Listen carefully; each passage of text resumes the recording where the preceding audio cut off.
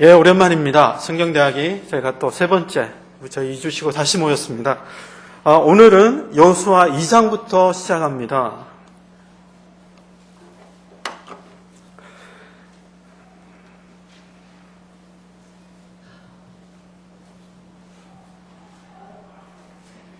예, 여호수아 2장을 다 피셨습니까? 제가 이렇게 말씀 보여드릴 거지만 여러분께서 함께 보시면서 그렇게 같이 한번 말씀을 같이 보고자 합니다. 지금까지 여러분께서는 1장에 이스라엘 백성들이 다시금 가나안 땅 앞에 와서 여리고성 앞에서 하나님의 말씀을 따라서 약속의 땅으로 들어가기 직전까지 보셨습니다. 오늘 말씀을 보시면 어떤 장면부터 시작하냐면 40년 전에 이스라엘 백성들이 가나안 땅에 들어가기 전에 바란 광야라는 곳에서 여러분들 아시겠지만은 12명의 정탐꾼을 뽑아서 들여보냈으나 그들이 나와서 좋은 말씀을 전해주지 못했습니다. 도저히 그곳에 가서 그곳의 거인들을 보고 골리앗의 손조들이죠.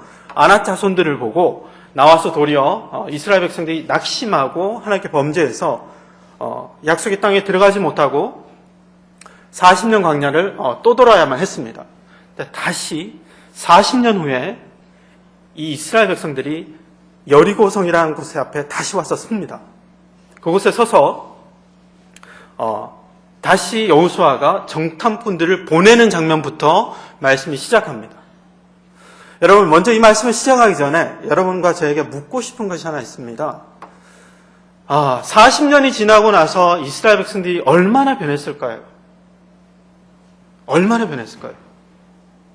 여러분과 제가 하나님 앞에서 연단을 받고 많은 세월들 보내왔지만 그 시간이 변하고 나서 여러분들이 얼마나 변하셨습니까? 많이 변하신 분들 계신가요? 물론 그렇겠지만 제가 제 자신을 보면은 사실상 그닥 달라진 게 없습니다. 다시 정탐꾼들을 보내는데요. 이 사람들이 가면 이번에는 다른 걸 갖고 올까요? 사실 사람이 크게 변하는 것 같지는 않아요. 근데 때론 우리가 하나님 앞에 변하는 것은 뭐 때문입니까? 하나님의 은혜 때문이죠. 우리 사람은 그대로 놔두면 나쁜 것들부터 봅니다. 내 안에 있는 것들은 낙심하며 범죄하는 눈으로 모든 것을 바라보는 것이 우리 사람인데 오직 하나님의 은혜가 임하면은 모든 것이 변하기 시작하는 거죠. 그래서 여호수아 2장의 말씀은 이 주제는 뭐냐? 하나님의 은혜입니다. 하나님께서 이스라엘 백성에게 변하지도 않고 실패하고 40년 동안 광야를 돌면서도 끊임없이 실패하고 좌절하고 낙심하는 그들에게 하나님의 은혜가 얼만큼 충만히 임해서 그들 가운데 역사하셨는지를 보여주는 것이 이 2장의 사건입니다. 2장의 정탐꾼들을 보내는데요. 이 가운데 옛날에 40년 전에 민수기 13장을 보면은 어떤 사건이 있었냐면 하나님께서 전쟁을 하기 전에 정탐꾼들을 보냈더니 이거 잘 기억하십시오. 하나님께서 첫 번째 보내라고 한 게 아니었습니다. 이스라엘 백성들이 먼저 정탐꾼을 보내겠다라고 얘기를 합니다. 그래서 그들이 요구에 따라서 대표, 12지파의 대표 한 명씩을 뽑는 거예요. 그래서 보낼 때 차이가 있는데 민수기 13장에는 어떻게 나오냐면 땅을 탐지하러 보냅니다. 그런데 여호수아 2장에는 정탐꾼을 보낸다는 표현이 나와요. 그래서 유대인들이 이 두 장을 어떻게 보냐면 유대인들 랍비가 이것을 해석할 때 이렇게 해석합니다. 민수기 13장에 나오는 땅을 탐지한다는 것은 그 땅이 어떤가, 거기가 과연 진짜 젖과 꿀이 흐르는가, 우리가 가서 살만한가를 보는 거예요. 실제로 모세가 뭐라고 말하냐면 너희가 가서 그 땅에 호불호, 좋은가 나쁜가를 봐라 라고 시킵니다. 그리고 돌아올 때 그 땅의 실과를 꼭 챙겨오라고 말해요. 이 말은 뭐냐면 그 땅이 진짜 말씀대로 젖과 꿀이 흐르는지 진짜 괜찮은지 우리가 들어가서 살만한지를 보라는 겁니다. 근데 여호수아 2장에서 이 정탐이란 말은 어떤 말이냐면 이미 전쟁을 하기로 결정이 난 겁니다. 그 땅이 어떤지 탐지하고 안 하고를 계산하지 않습니다. 근데 전쟁을 하기 위해서 들어가서 살펴보라는 스파이를 얘기하는 거예요. 제가 전에 청년 부부팀을 사역을 했었습니다. 청년 부부팀을 사역을 할 때 한 번은 이 청년 부부팀이 아기들을 데리고 축구를 하더라고요. 축구를 하는 장면을 봤는데 아기한테 3살 뭐 이렇게 4살 되는 애들한테 축구를 시키면 애들이 골대를 앞에 갖다 놔도 찹니다. 근데 이게 빗나가요. 들어가지도 않습니다. 어떤 애는 갖다 놓으면 볼을 차라 그러면 볼 생각은 안 하고 울어버립니다. 막 울고 안 한다고 그러고 발버둥 치고 도망갑니다. 그러면 아버지가 걱정하지 말라고 내가 골인 되게 해줄게 이러면서 골을 바로 골탑에 더 가까이 갖다 놓습니다. 그런데도 애들이 겁먹고 안 하겠다고 소리 지르고 도망갑니다. 참 그 앞에 갖다 놓고 또 볼을 찾는데 그게 또 거기를 안 들어가요. 빗나갑니다. 하다 안 되니까 이 애기 아빠가 어떻게 하는 걸 봤냐면 애한테 볼을 차라고 해놓고 골대를 들고 옮깁니다. 볼이 가는 방향으로. 그래도 안 들어가요. 골대를 아예 들고 준비하고 있다가 차락을 해놓고 아예 골대를 이 볼 속으로 집어넣어 버립니다. 그래 놓고 골인데 또 하고 박수치고 막 애한테 와 잘했다고 박수쳐요. 그런데 애들은 사실 이렇게까지 해주는데 골 차락을 하면 울고불고 안 하겠다고 발버둥을 칩니다. 여러분, 이것이 민수기 13장에 하나님께서 이스라엘 땅으로 들어가라고 했을 때 이스라엘 백성이 한 겁니다. 가라고 했는데 땅에 들어서 전쟁을 하기도 전에 우리는 들어가면 다 죽는다. 봤더니 거기는 거인들이 있고 우린 메뚜기 같더라. 그래서 아예 시작도 안 해버립니다. 시작도 안 하고 하지도 않아 버려요. 40년 후에 하나님께서 하신 일이 뭡니까? 이들이 아예 하지도 않겠다고 반항하는 그 가운데 하나님께서 할 수 있도록 마음을 부어주기 시작하세요. 정탐꾼을 들여보냈더니 어떤 일이 벌어집니까? 라합이라는 여자를 만나고 라합으로부터 그 땅에 어떤 일이 벌어지고 있는지 얘기를 들어요. 이 사람들이 벌써 전의를 상실한 겁니다. 너희 하나님께서 홍해를 어떻게 가르고 하나님께서 너희를 도와서 적군을 어떻게 물리쳤는지를 들었다. 그때 우리에게 두려움이 임한 겁니다. 그 사람들이 전쟁할 생각도 없고 겁을 엄청 내고 있는 걸 들은 거예요. 여러분, 기도온이 전쟁하기 전에 이 정탐꾼을 보냅니다. 보냈더니 이 정탐꾼들이 듣고 있는데 보초들이 대하는 소리를 듣죠. 무슨 얘기를 듣습니까? 어제 꿈을 꿨는데 웬 횃불이 들어오더니 우리를 다 쓸어버리는 꿈을 꿨다. 이 얘기를 듣고 정탐꾼이 들어와서 기도원에게 보고를 해줍니다. 그랬더니 사람들에게 기도원이 그 얘기를 듣고 힘이 나죠. 이게 뭡니까? 전쟁을 하기도 전에 하나님께서 저 사람들이 이미 전쟁할 전의를 상실했다. 들어가면 된다는 것을 하기도 전에 확신을 주고 못하겠다는 사람들에게 이미 하나님께서 해놓으신 걸 보여줌으로 인해서 전쟁할 수 있도록 해주시는 거예요. 이게 하나님의 은혜입니다.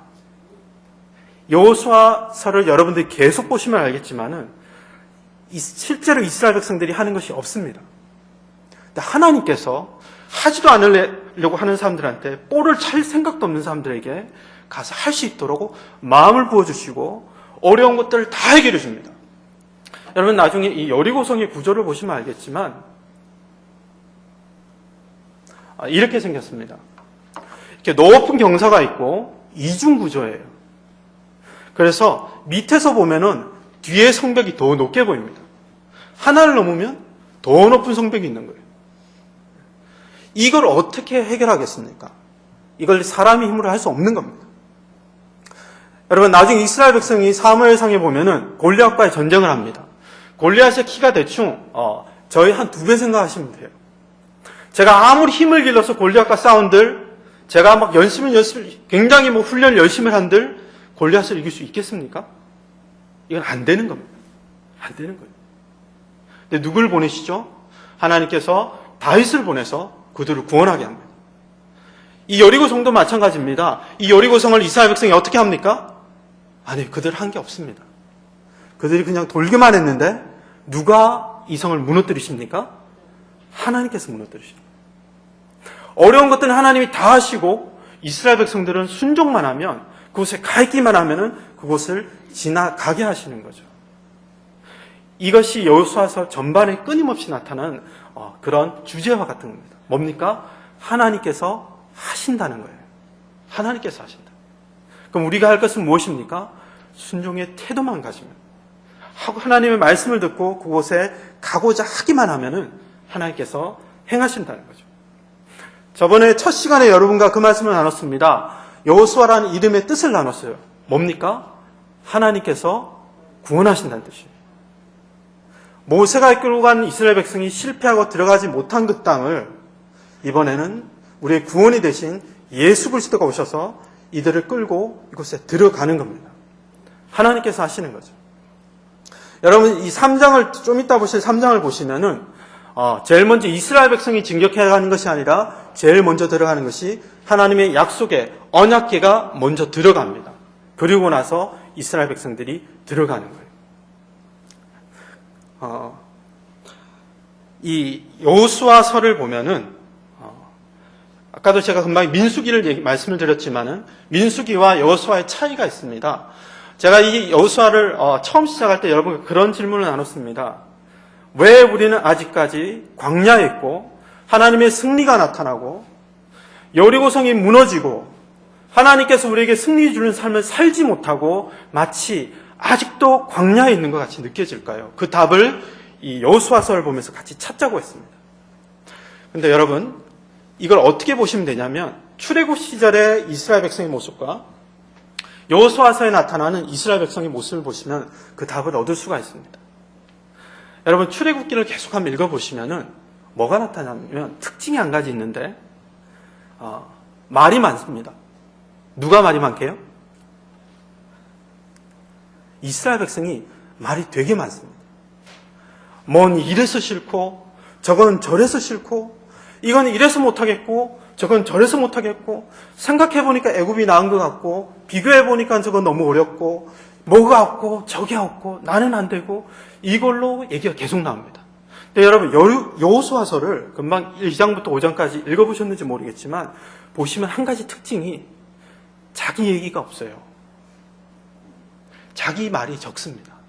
대신에 뭐가 가득하냐면 여호와께서 명하시되 여호와께서 이렇게 말씀하셨느니라 여호와께서 명하시니 그들이 그대로 행하였더라 여호와께서 이르시니 그들이 그대로 명령대로 행하였더라는 하나님께서 하신 말들이 가득합니다. 이게 차이입니다. 여러분들이 지금 광야에 있는지 아니면 하나님께서 주신 약속과 승리의 삶을 살 준비가 되셨는지 그것을 어떻게 알 수 있냐면 지금 내 입술에 오늘 하루를 살아간 내 삶 가운데 내 이야기가 많은지 아니면 여러분의 마음과 생각을 지배하는 것이 하나님의 말씀인지를 보시면 됩니다. 내 입에 불평이 많고 내 삶에 너무 힘들다, 낙심되고 지친다, 그만두고 싶다, 이 말이 많으면 여러분들은 아직도 광야를 벗어나실 준비가 되지 않은 겁니다.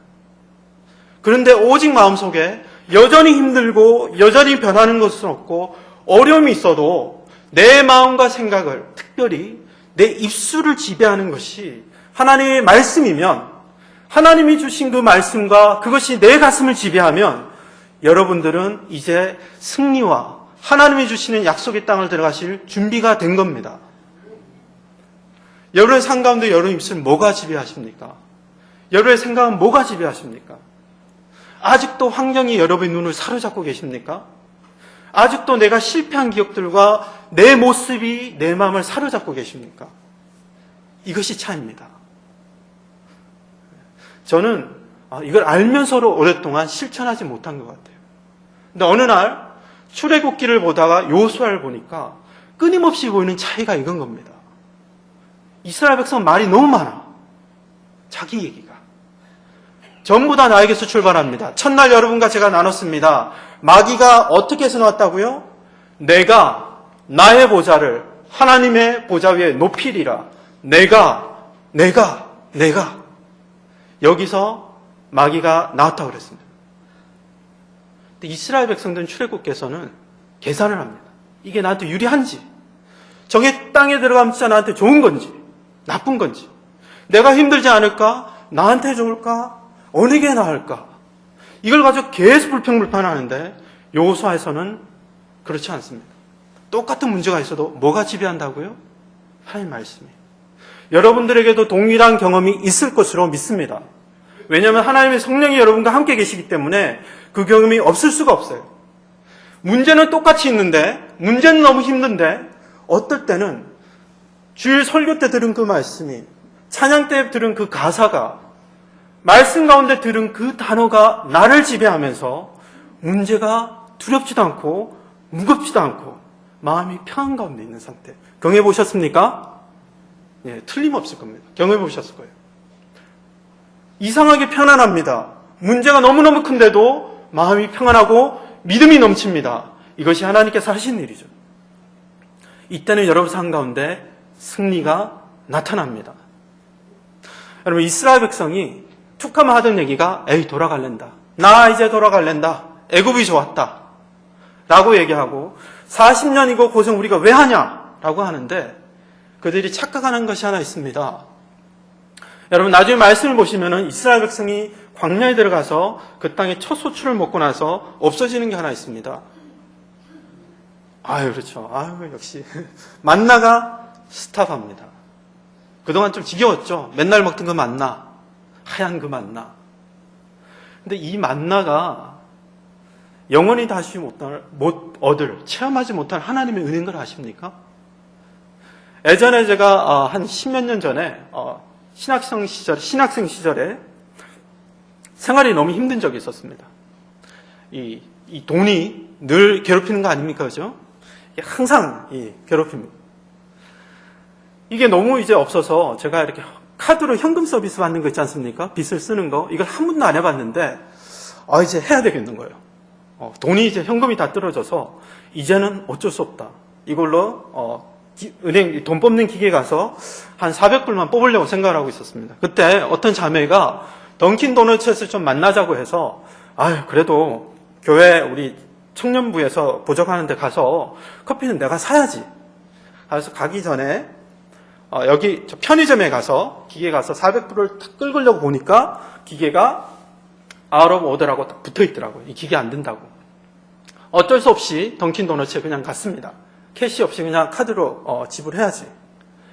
이 자매가 이야기를 하다가 저한테 그런 얘기를 하더라고요.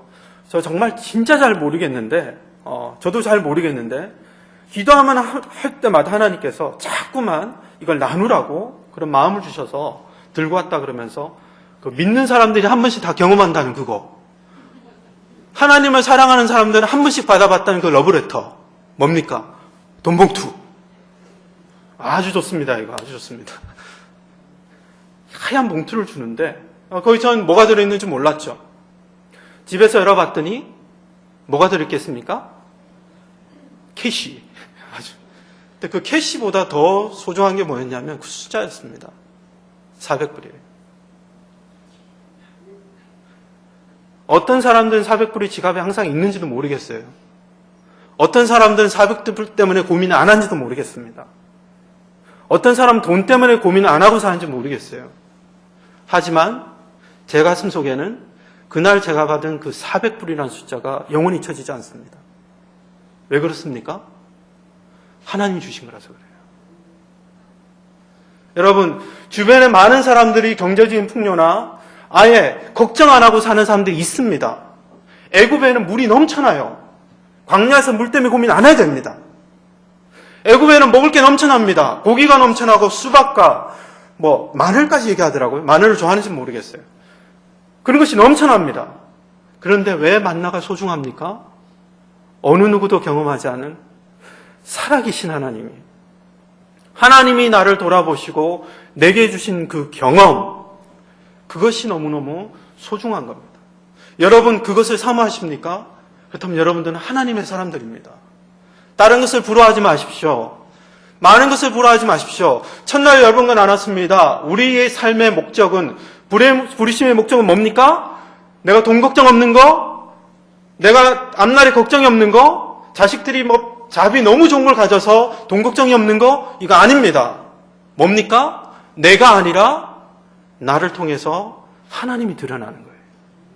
오늘을 살면서 문제가 없는 것이 우리 삶의 목적이 아니라 이 문제 속에 하나님을 체험하는 겁니다. 하나님을 체험하는 거예요. 그래서 여러분들의 한 주간 삶 동안에 어떤 어려움이 있었는지 모르겠습니다.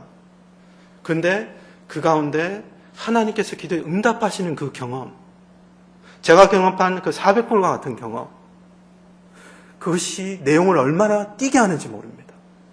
문제가 아니라 이것이 우리 가슴을 얼마나 띄게 하는지 몰라요. 그래서 만나의 특징이 뭡니까? 쌓아둘 수가 없었어요. 쌓아두면 썩어버렸습니다. 넘치지도 않고 모자라지도 않는, 그렇게 하나님께서 우리를 훈련하고 채워가시죠. 여러분에게 그렇게 하나님이 여러분에게 주시는 그 채우심이 있기를 주님의 이름으로 축복합니다. 자, 금방도 나눴듯이 출애굽 시절과 광야로 들어가서 연단을 받는 시절과 여호수아 시절의 차이는 이거라고 했습니다. 내가 없고 하나님이 나를 지배하느냐 아니면 내 얘기가 맞느냐의 차이라고 그랬어요. 자, 두 번째로 하박국의 말씀입니다. 그렇다면은 우리가 어떤 것을 알 수 있느냐? 우리는 이걸 잘 알아야 됩니다. 영어로는 so what인데 한국말은 그래서죠. 그래서 뭐냐면 이 말씀을 제가 한번 읽어볼까요? 비록 무화과 나무가 무성치 못하며 포도나무에 열매가 없으며 감람나무에 소출이 없으며 밭에 식물이 없으며 우리의 양이 없으며 외양간에 소가 없을지라도 나는 여호와를 인하여 즐거워하며 나의 구원의 하나님을 인하여 기뻐하리로다. 여러분이 잘 아시는 하박국 선지자의 말입니다. 하나님의 믿음의 사람들은, 하나님의 승리를 경험한 사람들은 다 이 마인드가 있었어요. 뭡니까? 없어도 좋다. 없는 게 왜? 문제가 있어도 좋다. 아무것도 없어도 좋다. 왜냐? 하나님의 구원은 하나님이 원하시면 지금도 이 모든 것을 바꿀 수 있는 구원의 하나님이라는 그 마인드가 있었던 겁니다. 그래서 이스라엘 백성도 마찬가지입니다. 예전에 문제를 보고 그렇게 불평하다가 이들이 불평하지 않는 이유는 한 가지가 있기 때문에, 문제가 있어도 좋다, 여리고성이 있어도 좋다, 뭐가 있어도 좋다, 적군이 덩치가 커도 좋다, 난 모른다. 그래서 어쩌라고? 나는 뭐만 바라본다고요? 구원이 되신 하나님밖에 보이는 게 없다. 이게 여호수아서에서 이스라엘 백성들이 승리를 경험할 수밖에 없었던 비결입니다. 또 한 가지 있습니다. 하나님 앞에서 우리가 좀 이따가 바로 라합의 이야기를 볼 텐데요. 라합은 어떤 사람입니까? 창녀죠. 몸을 파는 여자였습니다. 자, 보라 그의 마음은 교만하며 그 속에서 정직하지 못하나, 이건 우리 다 같이 읽을까요? 하나, 둘, 셋. 의인은 그의 믿음으로 말미암아 살리라. 그렇죠? 때로는 나 자신을 보면은 복을 받을 아무것도 잘한 게 없습니다. 뭘 좀 잘했으면 하나님께 은혜를 구하고 승리하는 삶을 하나님께 구할 것이 있을 것 같은데 매일 보면은 범죄하는 것밖에 없어요. 잘하는 게 없고, 직장에 가서 하나님의 은혜를 베풀고 사랑하고 싶은데 마음속에 미움이 가득합니다.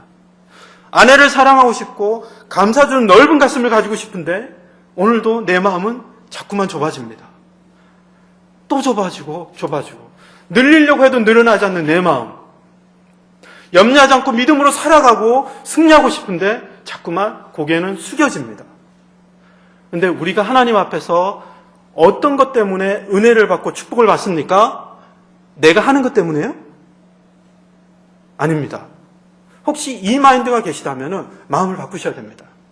여러분이 단 한 번도 잘한 것 때문에 하나님께 받은 적이 없습니다. 여러분이 어떤 것 때문에 하나님께 축복을 받습니까? 믿음으로. 그의 마음은 교만하고 정직하지 못할지라도 어떻게 해요? 하나님께서 나를 위해서 행하신 예수 그리스도가 죽으신 그 은혜로 말미암아서 하나님이 내게 주신 그 약속의 말씀 때문에 내가 산다는 거죠. 자, 그 다음 말씀 한번 보겠습니다. 자, 그래서 2장에 등장하는 대표적인 인물입니다. 라합의 이야기를 한번 보겠습니다. 이스라엘 백성들이 이렇게 들어왔더니 라합이라는 창녀를 우연히 만납니다. 우연히 만나요. 그런데 어떤 문제가 하나 생깁니다. 어떤 문제죠? 라합 집에 왔다가 그냥 집에 이 사람들이, 정탐꾼들이 볼 거 다 보고 집에 가면 되는데 문제가 생기는 게 뭐냐면 하필이면 누가 이걸 봤어요. 하필이면 이걸 보고 고사질을 합니다. 왕한테. 이스라엘 스파이들이 들어왔습니다. 근데 이거 아십니까? 이 문제가 없었다면은 라합과 하나님과는 아무 상관이 없어요. 그냥 그 사람들 재워주고 그냥 갔을 겁니다. 여기서 우리가 뭘 배울 수 있습니까? 때론 하나님께서 문제들을 사용하신다는 겁니다. 문제가 무조건 피해야 되고 싫은 것들이 아니라 그 문제를 통해서 하나님께서 라합을 구원하시고 라합에게 하나님께서 어떤 일들을 행하신다는 거죠. 그래서 라합이 어떤 걸 했습니까? 라합이라는 여자는요, 여러분 그 여자의 인생을 한번 생각해 보십시오. 평생 선택을 잘못한 여자입니다. 선택을 잘못해서 결국 그 삶이 창녀로까지 빠진 여자예요. 근데 이 여자가 자신의 모습을 계산하지 않고 자신이 살아온 뒤에 수많은 실패를 놔두고 한 번에 정말 제대로 된 선택을 합니다. 어떻게 해요? 하나님에 대한 이야기를 들은 겁니다. 그리고 니들이 이스라엘 백성들의 스파이냐? 그리고 그들을 감춰주고 하나님을 택하는 선택을 합니다. 우리가 금방 나눈 것 같이 똑같은 말씀이죠. 뭡니까? 내 자신의 모습을 더 이상 보지 않고 내 실패와 어떤 것들을 보지 않고 뭘 택할 때요? 하나님의 말씀을 택할 때. 그것이 이 라합의 삶을 바꿉니다. 저는 오늘 이 2장의 말씀을 보고 여러분과 한 가지 영적인 원칙들을 나누기 원합니다. 뭡니까? 하나님께 나아갈 때는 내 모습을 쳐다보시면 안 됩니다. 우리는 다 라합과 같은 존재입니다. 아닙니까? 라합보다 나으신 분들 계세요? 아닙니다. 다 범죄하고 하나님을 떠나가고 하나님을 알지 못했던 자들입니다. 근데 누가 찾아오셨습니까? 하나님께서 우리를 찾아오셨어요.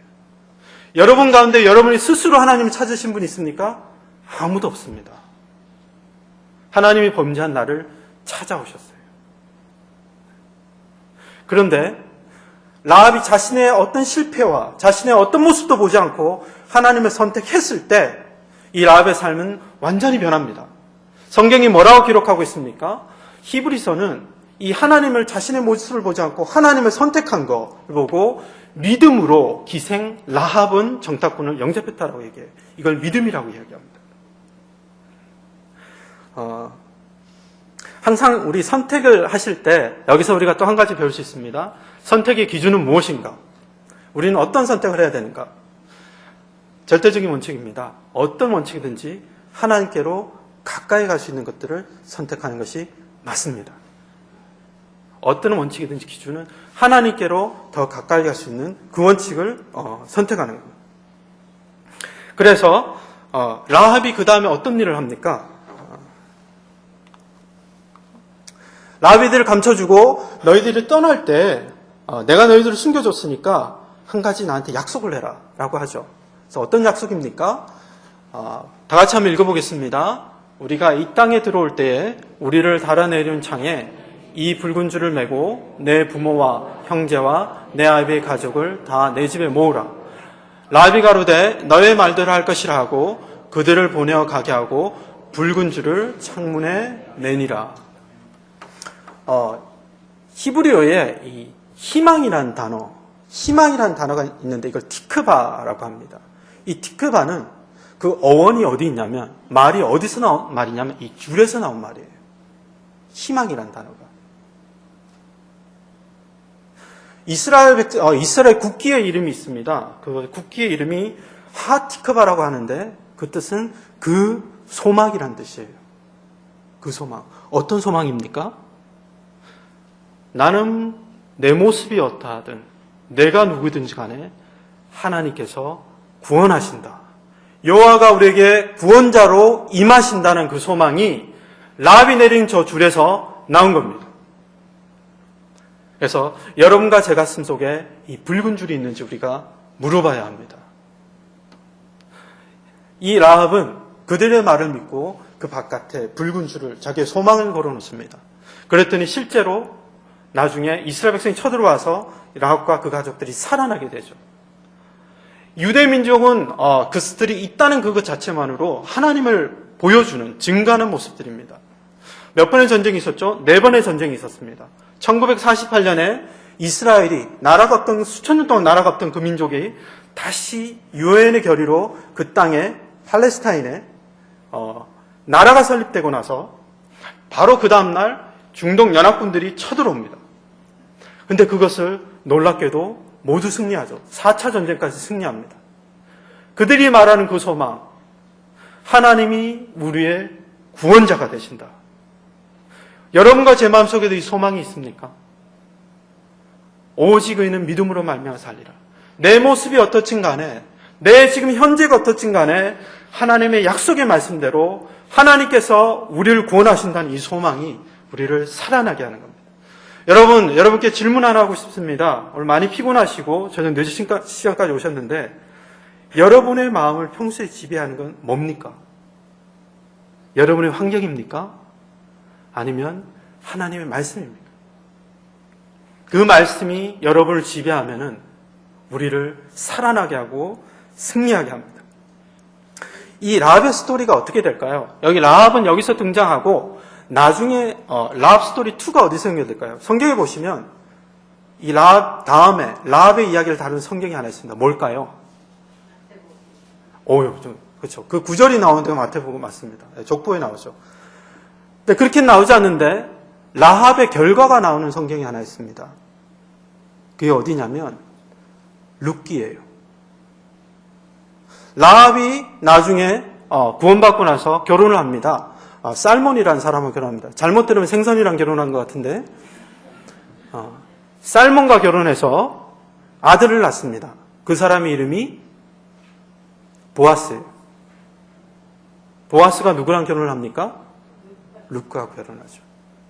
이방 여자이던 룻, 인생이 실패를 해도 남편이 죽어버리고 어디 갈 곳도 없고 실패한 그 인생을 구원한 예수 그리스도의 상징인 보아스를 낳는 구원이 임하는 겁니다. 여러분, 때로는 우리 삶 속에 일어나는 일 가운데 다 이해 못하는 것들이 있습니다. 하나님께서 왜 라합을 만나게 하셨는지, 왜 그곳에 어떤 일을 하셨는지 다 모르지만은 하나님께서 라합을 통해서 보아스가 태어나게 하고 보아스와 룻이 결혼해서 누가 태어납니까? 이새가 태어납니다. 이새가 누구의? 다윗의. 다윗을 통해서 누가 태어납니까? 다윗의 후손 예수 그리스도가 태어나십니다. 라합이 선택한 그 믿음이, 그 믿음의 결과가 그런 것들로 나타납니다. 여러분, 이와 똑같은 것이 우리 삶 속에 나타나실 것을 믿으십니까? 네. 여러분의 모습이 어떻고 지금 상황이 어떨지라도 내가 믿음으로 선택하면은 하나님께서 그 말씀에 신실하게 응답하실 것들을 믿으십니까? 아멘. 그 말씀을 가지고 여러분들이 오늘 이 시간들을 계속 봤으면 좋겠습니다. 자, 시간이 다 됐는데 우리 장로님 나오셔서 우리 간식을 준비해 주신 고마운 손길을 위해서 기도하시고 그 가정을 위해서 기도하시고 제가 20분 후에 9시 반에 다시 이 자리에 모이겠습니다.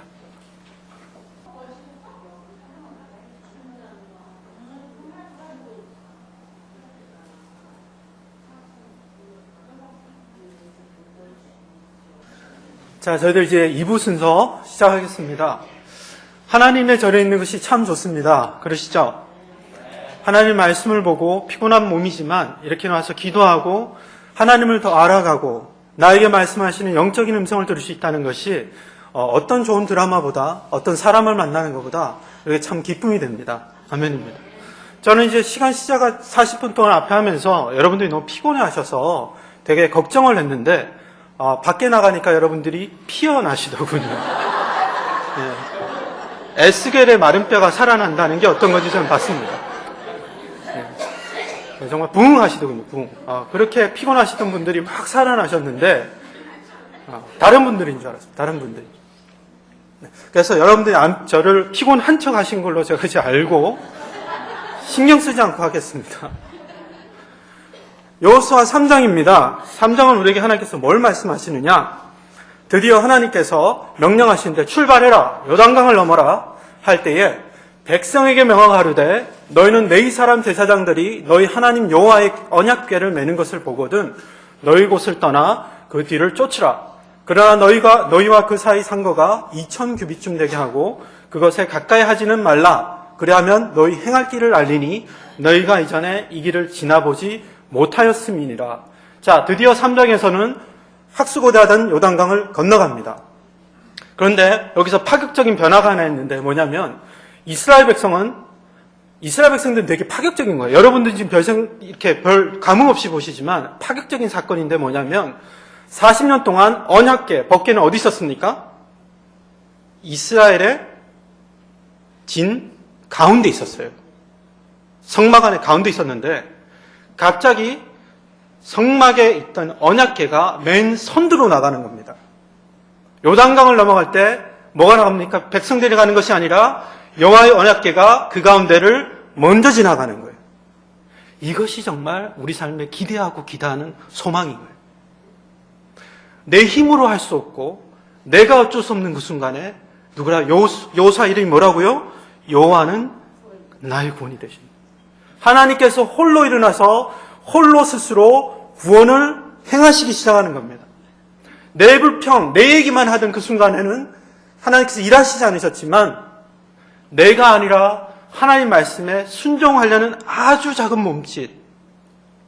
이스라엘 백성이 큰 거 지금 하지 않았습니다. 어려운 거 안 했어요. 그 말씀을 듣고 가라는 곳에 그저 가 있고 입 딱 다물고 하나님께 소망을 두고 그 곁에 갔더니 어떤 일이 벌어집니까? 하나님의 언약궤가 요단강을 먼저 들어갑니다. 그래서 진영이 변한 거예요. 한 가지 원칙이 있습니다. 그것에 가까이 따라붙으면 안 되는 거예요. 2000규빗이라는 거는 여러분 100m 달리기 했던 운동장 기억나십니까? 그것을 9배 정도, 900m 정도 돼요.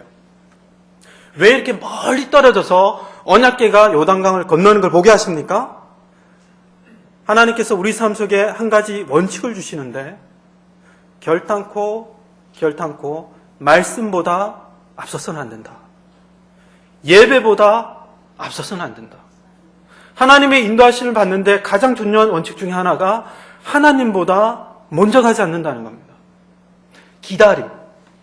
출애굽기는 이렇게 끝이 납니다. 그들이 사고치고 끝났을 때 출애굽기는 이제는 여호와의 구름 기둥과 불 기둥이 솟으면 이스라엘 백성이 움직이고 움직이지 않으면 어떻게 한다고요? 이스라엘 백성도 움직이지 않았다는 기록을 끝나요. 그전엔 내가 움직이고 싶으면 움직이고 기다리는 게 싫어. 하나님은 너무 답답한 것 같아. 저지르던 이들이 이제는 가라면 가고 서라면 서고 하나님의 말씀을 기다리는 사람들이 됐어요. 여러분들이 환난과 연단의 시간을 기다리면서 뭘 기다리십니까? 주로 하나님의 응답을 기다리시잖아요. 하나님께서 기도 가운데 응답하시기를 기다리잖아요. 똑같은 훈련을 하시는 겁니다. 이제는 하나님의 신호를 기다리는 사람들이 된 거죠. 그래서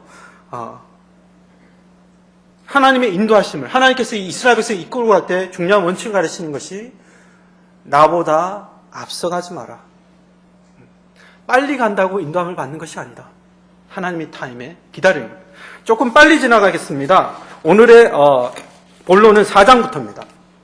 사실 오늘 4장의 말씀을 가지고 기도할 때에 하나님께서 이 4장의 말씀을 나누기를 원한다는 마음을 주셨어요. 이 4장의 주제는 이겁니다. 너희가 잘 안 보이는군요. 어느 때까지 나를 믿지 않겠느냐. 4장은 이제 드디어 요단강을 넘어갈 때에 하나님께서 두 가지 명령을 내리세요. 자, 옛날에 40년 전으로 한번 돌아보겠습니다. 이거 잘 생각해 보셔야 돼요. 여러분들 금방 다 깨어나신 거 알고 있습니다. 다시 고개 숙이셔도 안 속습니다. 40년 전에 이스라엘 백성들이 홍해를 지나고 나서 몇 명의 사람을 뽑습니까? 12명의 정탐꾼을 뽑아요. 홍해를 건너고 나서. 그때는 백성들이 뽑자고 그랬습니다. 근데 이번에는 요단강을 건너고 나서 하나님께서 정탐꾼이 아니라 12명의 사람을 뽑으라고 그러세요. 하나님께서 40년 전에 문제를 보셨습니다. 무슨 문제입니까? 이스라엘 백성에게 정탐꾼들이 홍해를 지나고 나서 가나안 땅에 정탐하러 가서 그들이 와서 전해준 것은 거기 있는 거대한 거인들과 문제들과 어려움을 갖고 와서 이스라엘 백성에게 전해줬어요. 이게 문제인 것 같습니까? 여러분, 이게 문제인 것 같아요? 아닙니다. 진짜 문제는 그게 아니에요. 하나님께서 어느 때까지 너희가 나를 믿지 않겠느냐라고 그들에게 분노하시면서 하셨던 말씀이 뭐냐면 너희가 내가 한 일을 기억지 아니하고 어느 때까지 날 믿지 않겠냐 그랬습니다. 그래서 요단강을 건너고 나서 12명에게 주신 임무가 뭐냐면 너희는 요단강을 건너갈 때 그 바닥에 있는 돌을 하나씩 취해라. 너희가 지금 건너가고 있는 그 바닥 요단강에 돌을 하나씩 들어라. 어깨에 매라. 그리고 나서 너희 지파 오늘 밤 잘 곳에 다 갖다 놓으라고 그랬습니다. 이 말이 무엇이냐면 이스라엘 백성들이 40년 전에 실패한 거는 그들이 가서 보고 온 걸 떠든 게 문제가 아니라 그들이 금방 어디를 지났습니까? 40년 전에 홍해를 건넌 거예요. 홍해가 갈라진 것을 체험하고 그걸 지나갔는데 그걸 까먹은 겁니다. 내가 금방 어디를 지나갔는지, 하나님께서 내 삶 속에 어떤 일을 행하시는지를 까먹은 거예요. 문제를 보더니 그걸 잊어버린 겁니다. 그러더니 문제 얘기만 한 거예요. 그래서 하나님께서 이번에 요단강을 건너갈 때는 그들에게 뭘 시킵니까? 12명에게 돌을 집어라. 너희가 지나가고 있는 그 바닥에 돌을 집어라. 그리고 여리고성을 들어가기 그 전날 밤에 너희들의 집으로 돌아가서 그것을 갖다 놓고 모두가 보게 해라. 뭡니까? 너희가 금방 뭘 봤는지, 뭘 참았는지를 기억하라는 거예요. 여리고성이 아니라 뭘 보라고요? 너희가 금방 뭘 지나왔는지를 보라는 겁니다. 이 말씀이 여러분과 오늘 저에게 주시는 하나님 말씀인 줄 믿습니다. 여러분, 이스라엘 백성은 홍해를 지났고 여호수아 시대의 요단강을 지났습니다. 우리 가운데 태평양 지나지 않은 사람 있습니까? 여러분들 태평양 건너오실 때 하나님께서 여러분 삶 속에 어떤 일들 하셨습니까?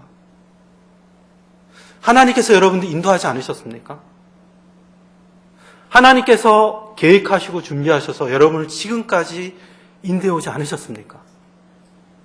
그 간증 없으세요? 여러분과 제 삶 속의 문제는 어제 내 삶 가운데 행하신 하나님을 문제가 올 때마다 잊어버린 치매 증상이 있습니다. 문제밖에 보이지 않는 거예요. 이게 오늘의 우리의 문제입니다. 분명히 하나님께서 그때 인도하셨는데 어제 인도하신 그 하나님이 이 문제도 분명히 다스리실 텐데 그걸 잊어버린 겁니다. 하나님께서 뭐라고 말씀하시는지 한번 보십시오. 백성의 매 지파에 한 사람씩 12사람을 택하고 그들에게 명하여 이르기를 요단 가운데 돌을 취하고 그것을 가져다가 오늘 밤 너희 숙할 그곳에 두라 하라 라고 말씀하시죠.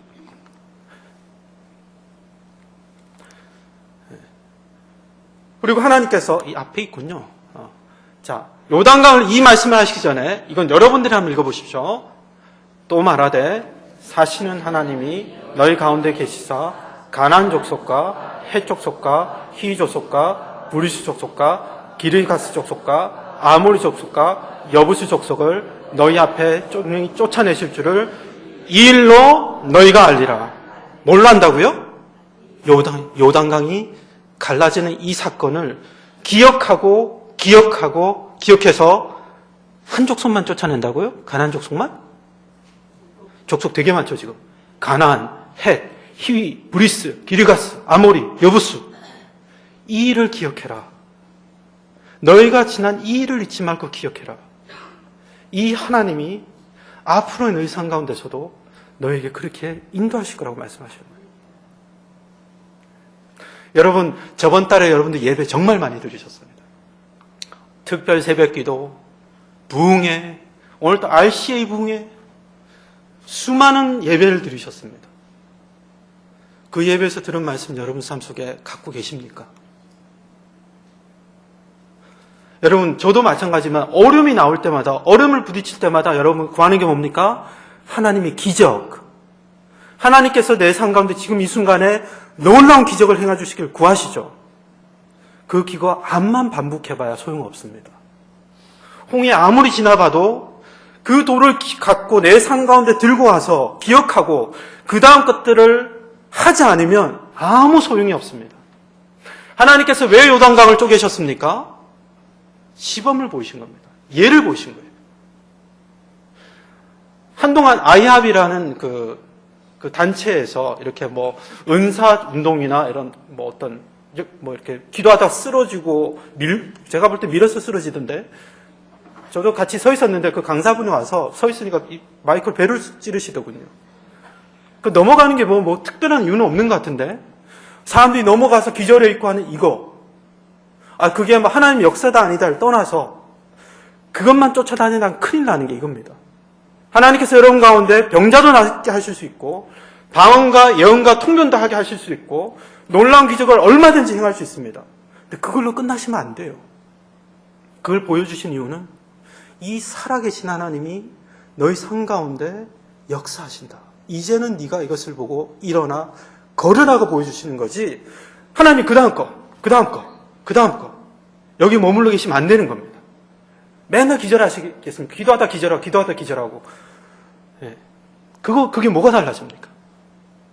하나님을 체험하고 났으면 그 다음은 우리가 그것을 가슴에 지고 믿음으로 걸어가야 되는 겁니다.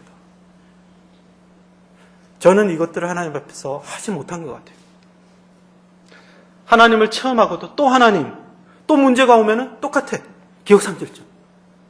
또 불안해하고 염려하고 또 지나가면 또 염려하고 불안해하고. 여러분도 홍해 지나고 잊어버리신 분들 아닙니까? 하나님께서 보신 문제는 이거였어요. 너희가 체험한 하나님을 잊어버린 것 때문에 12명 뽑아라. 그들로 그것을 돌을 갖다 놓고 여리고성을 들어가기 그 전날 밤에 그걸 쳐다보게 하신 겁니다. 그렇지. 하나님께서 어제 내 삶 가운데 이런 일을 하셨지. 내가 이렇게 부족하고 모자란데 내가 그렇게 범죄했는데 하나님께서 지난날 용서해 주셨지. 여러분, 이스라엘 백성들이 한 큰 잘못 중에 하나가 뭐냐면 하나님을 오해하는 겁니다. 출애굽기에 보면 하나님이 우리를 미워해서 이곳에 데리고 왔다. 하나님께서 우리를 미워해서 이 악한 곳에 데려왔다 그랬어요. 하나님은 나한테 관심이 없나 보다. 하나님이 이 어려움을 모르시나 보다. 이런 것에 사로잡혀서. 그럼 어제 인도하신 하나님은 마음이 싹 변합니까? 나 같으십니까? 좋으시면 좀 잘해주다가 금세 마음이 변합니까?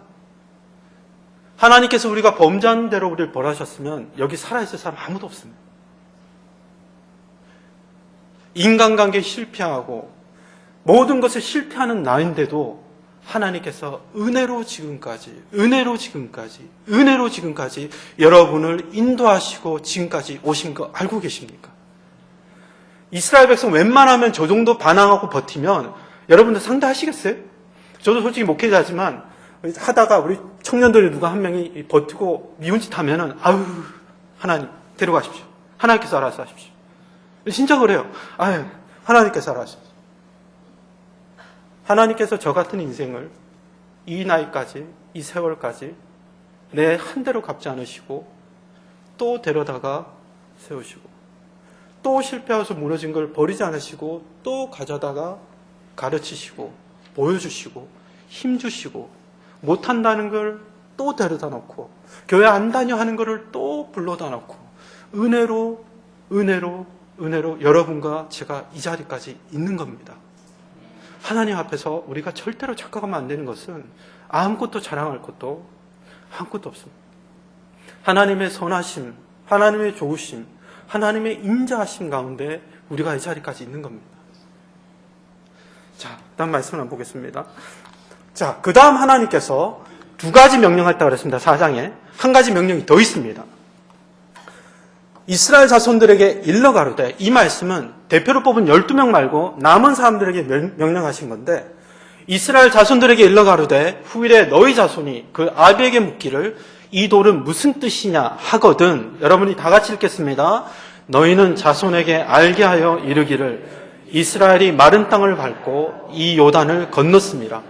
너희 하나님 여호와께서 요단물을 너희 앞에 마르게 하사 너희로 건너게 하신 것이 너희 하나님 여호와께서 우리 앞에 홍해를 말리시고 우리를 건너게 하신가 같았나니. 두 번째 명령은 12명 말고 거기 있는 모든 사람에게 주셨습니다. 우리에게 모두 주신 명령인데 뭐냐면 이 돌이 너희가 그 경험한 그 일이 하나님의 말씀 요단강 사건을 보고 후일에 다른 사람이 묻거든 너희는 이렇게 증거하라고 하는 겁니다. 뭐라고요? 이게 홍해를 건넌 거하고 똑같이 나도 요단강을 건넜다라고 말하는 거예요. 이 사람들은 홍해를 안 건너봤어요. 말로만 들었습니다. 근데 나도 홍해 건넌 것처럼 요단강의 기적이 내 삶 속에 일어나더라라는 거예요. 이 말씀 무슨 말씀입니까? 우리가 똑같이 요단강의 말씀 보고 있지만 우리 경험한 적 없습니다. 경험한 적 없어요. 그런데 하나님의 말씀이 홍해를 가르게 하셨던 그 말씀이 요단강도 가르게 하신 그 체험을 가지고 하나님의 말씀은 귀로만 들었지만 실제로 우리 삶 속에 일어나더라는 걸 증거하는 얘기입니다. 여러분 삶 속에 하나님이 행하신 그 일들을 가지고 여러분의 가정에 돌아가서 그 자손들에게 하나님이 내 삶 속에 이러한 일을 행하셨다는 걸 증거하라는 거예요.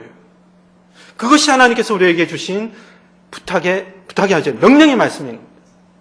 여러분, 솔직히 말씀드리면 여긴 자녀들보다 부모님들이 더 많으시잖아요. 저희 어머님이 참 좋으신 말씀 많이 하시는데 가끔 전화할 때 죄송한데 말씀을 하다 보면 이런저런 하시다 보면 저 전화를 이루고 있습니다. 죄송합니다. 어느 자식이나 다 그래요. 언제나 끝나시나. 다 오르신 말씀입니다. 다 오르신 말씀인데도 사람이 그래요. 그런데 제가 이러고 듣는 순간이 있습니다. 우리 어머님이 교훈조로 말씀하실 때가 아니라 하나님이 저번 달에 나에게 이런 일을 행하셨다라는 것을 잠잠히 얘기하실 때는 제가 고요해집니다. 하나님이 행하신 일을 전해줄 때는 그것이요, 듣는 저를 살아나게 하고 그 말씀이 제 가슴 속에 들어옵니다.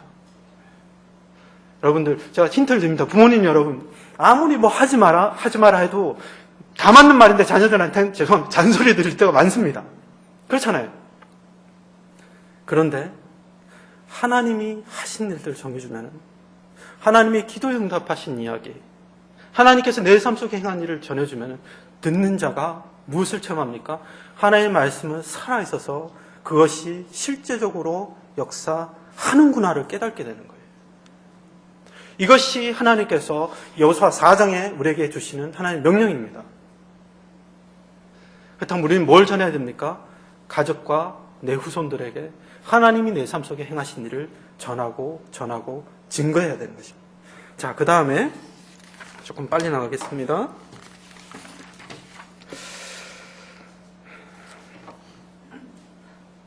자, 여호수아 5장으로 넘어갑니다. 여호수아 5장에서는 어떤 일이 벌어지냐?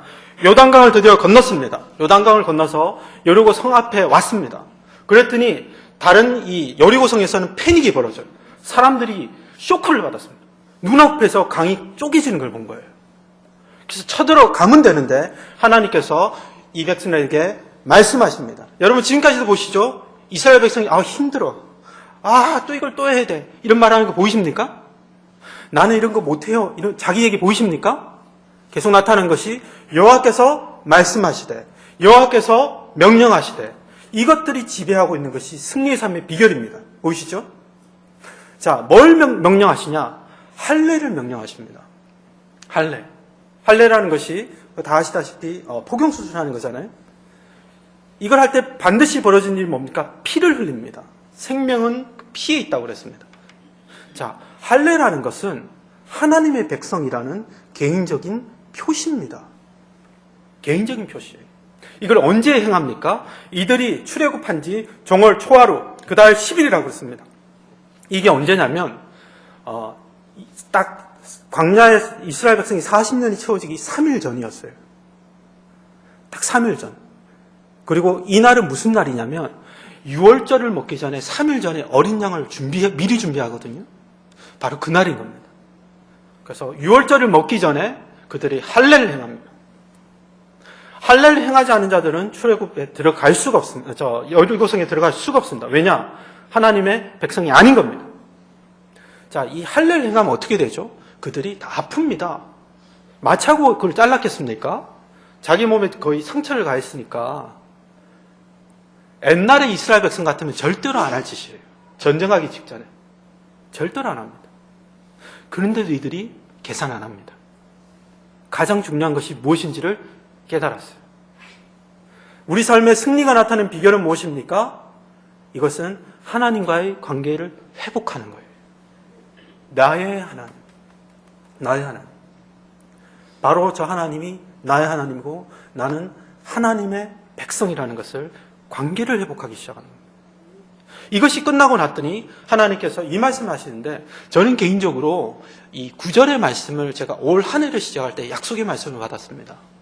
길갈의 수치를, 오늘날 애굽의 수치를 너에게서 굴러가게 할 거다라는 말씀을, 저는 개인적인 약속의 말씀을 받았습니다. 여러분들 다 있으시죠? 2016년에 약속의 말씀 다 있으시죠? 자, 없으신 분은 지금부터라도 구하시라고 제가 말씀드리는 겁니다. 개인적으로 여러분에게 주신 하나님의 약속의 말씀. 이 애굽의 수치, 이게 뭐냐? 이스라엘 백성들은 고민이 하나 있었어요. 애굽에서 400년 동안 종살이했던 그 수치스러운 모습도 있었지만, 그들이 6월절 어린 양의 피로 홍해를 지나고 나서도 그들이 몇 년 동안 헤맵니까? 하나님께서 구원하셨는데 그 백성이 40년을 광야에서 또 따라다니는 이 수치, 하나님께 구원을 받은 내 인생이 하나님의 약속과 승리에 들어가지 못하고 또 도는 이 수치, 이거 다 경험하신 적 있죠?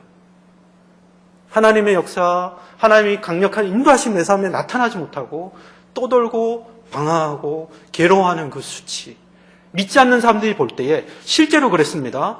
출애굽하고 나서 이집트 사람들이 어이구 그러고 나가더니 들어가지도 못하고 아직도 저기서 저러고 있네. 실제로 그들이 이 소리를 들었어요. 야, 너희 하나님 어디 갔니? 답답하지. 나도 보여주고 싶죠. 그런데 내 범죄와 나의 모자람으로 인해서 그 돌던 그 수치를 하나님께서 뭐라 말씀하십니까? 이제는 그것이 너에게서 굴러갔다. 하나님께서 스스로 구원하시는, 여호와가 구원이 돼서 그들을 홀로 구원하시는 그 순간들. 언제요? 하나님과 내 관계를 새롭게 할 때, 다시 한번 하나님 앞에서 내가 하나님의 사람인 것을 새롭게 할 때 하나님께서 일하기 시작한 겁니다. 이 말씀이 여러분에게도 올해 임하시길 주님의 이름으로 축복드립니다.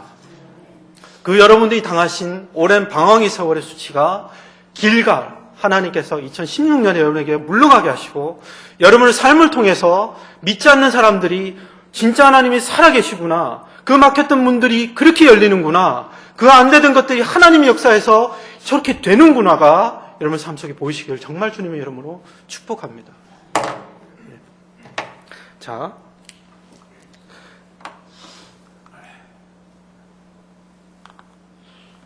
자, 할례를 행하고 나서 이 사람들이 여리고에서 기다리고 있는데 다른 어떤 사건이 벌어집니다. 여호수아가 여리고성에 가까이 갔더니 이 사람이 한 사람을 만납니다. 누구냐? 어떤 사람이 칼을 들고 서 있어요. 그래서 물었습니다. 여호수아가. 당신은 우리 편이요? 누구요? 이랬더니 너희 편도 아니고 나는 여호와의 군대 장관으로 왔다고 이야기합니다. 먼저 와 계신 거죠. 이게 뭡니까? 여호와의 군대 장관, 성경에서 구약에서 여호와의 군대 장관이라든가 사람의 형상이라든가 인자라는 표현들이 나올 때는 틀림없이 예수 그리스도로 생각하시면 됩니다. 예수님께서 실제로 상징인 여호수아 전에 그들의 구원이 되셔서 그 자리에 와 계신 겁니다. 하나님 앞에서 하나님과의 관계를 회복하고 하나님 앞에 순종의 자세를 취했더니 하나님께서 그들 가운데 오셔서 그들이 고민하는 문제, 여리고성을 누가 허물어 때립니까? 이 사람들이요? 아닙니다. 하나님의 군대가 그 문제들을 해결하는 거예요. 실제로 야곱의 예화를 한번 생각해 보십시오. 야곱이 뒤에는 라반이 쫓아오고 있었고, 도망갔을 때 삼촌 라반이 쫓아오고 있었고, 앞에는 에서가 400명의 군대를 가지고 쳐들어오고 있었습니다.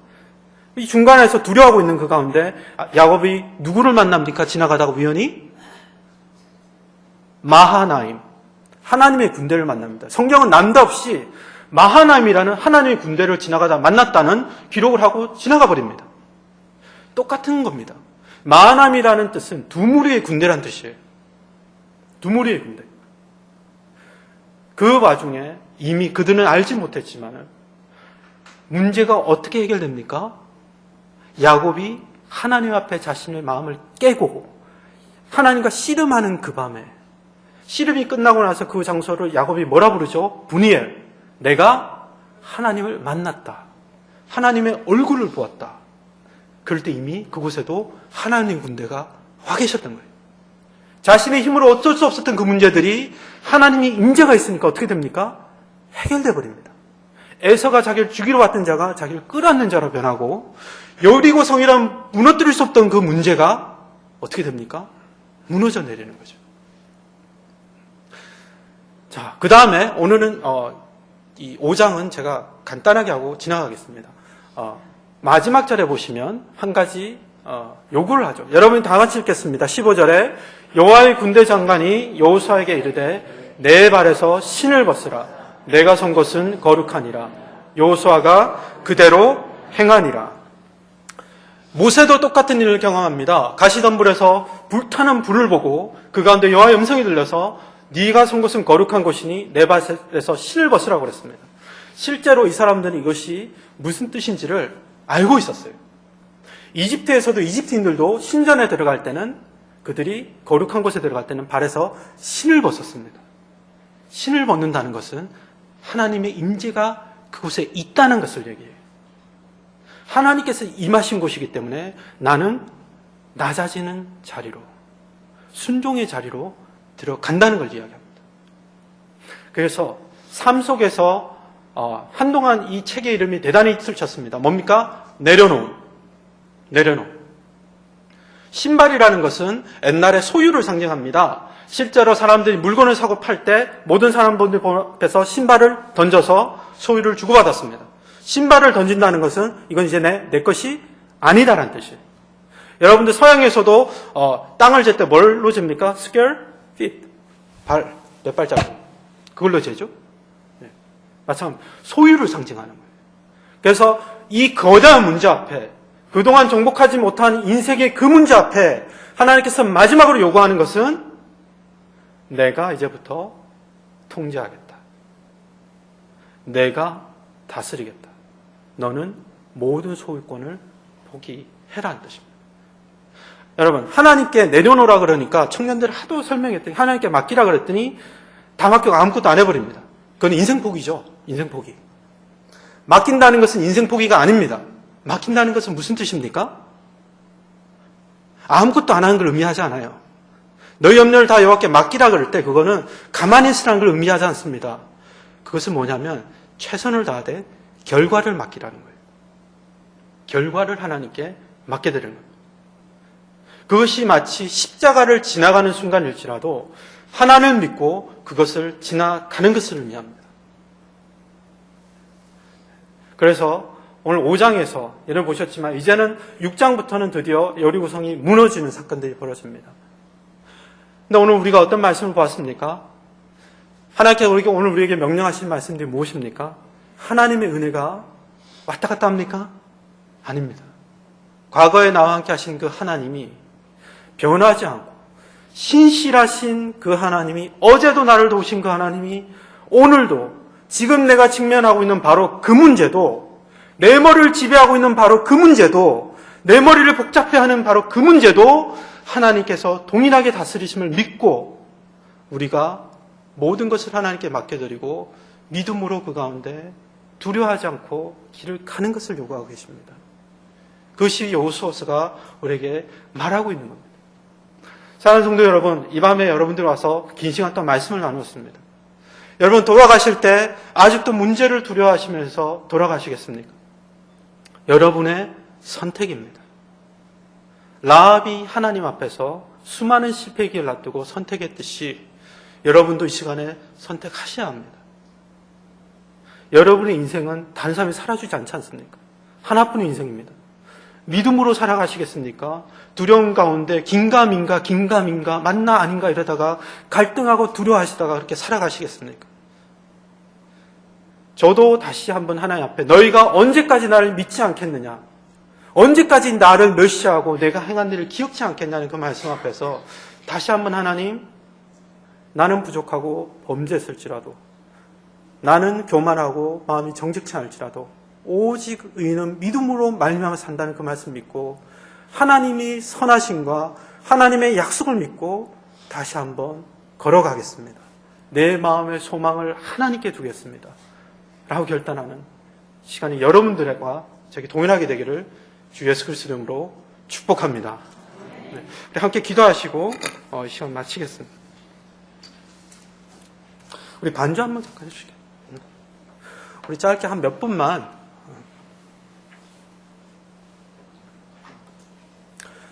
우리가 수많은 예배를 드리지만 하나님 앞에서 내 가슴이 정말로 드리지 않고 가신다면 여러분들이 이 시간이 너무 아까운 시간입니다.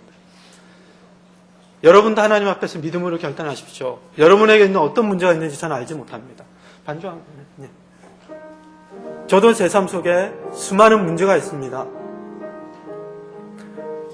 여러분과 제가 하나님 앞에서 그 문제들 두고 하나님 그것들을 바라보지 않겠습니다.